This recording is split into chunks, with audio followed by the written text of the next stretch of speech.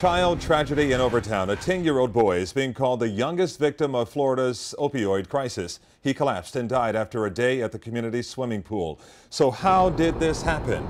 Local 10 News reporter Terrell Fournette joins us live now from Miami. And hopefully, Terrell, you have some answers for us.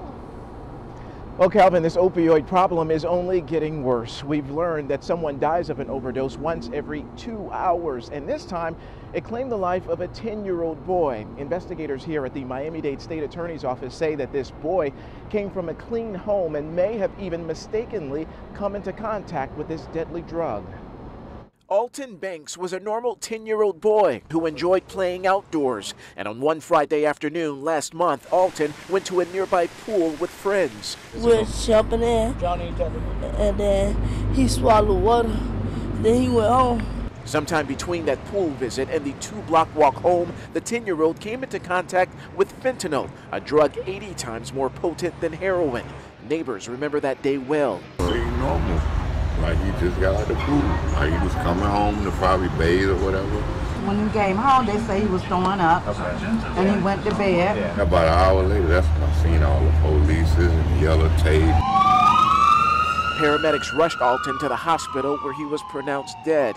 Investigators are certain the potent drug did not come from his home.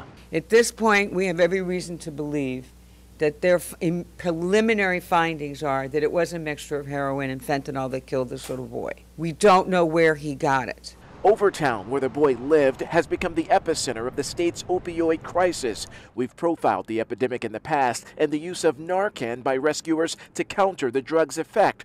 The painkiller fentanyl and its mix of synthetic cousins now commonly sold as street drugs, and traces of it simply touched or ingested have proven lethal even for the most innocent of victims.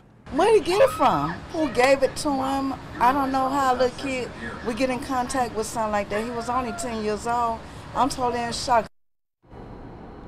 And last year alone, just in Miami-Dade County, the number of deadly overdoses to opioids topped the number of homicides and even the number of people who died in car crashes. Nonetheless, the state attorney says she wants this information public because she believes that there is someone out there who could provide these answers into what happened with this 10-year-old boy, or perhaps even knows of a dealer who works the area.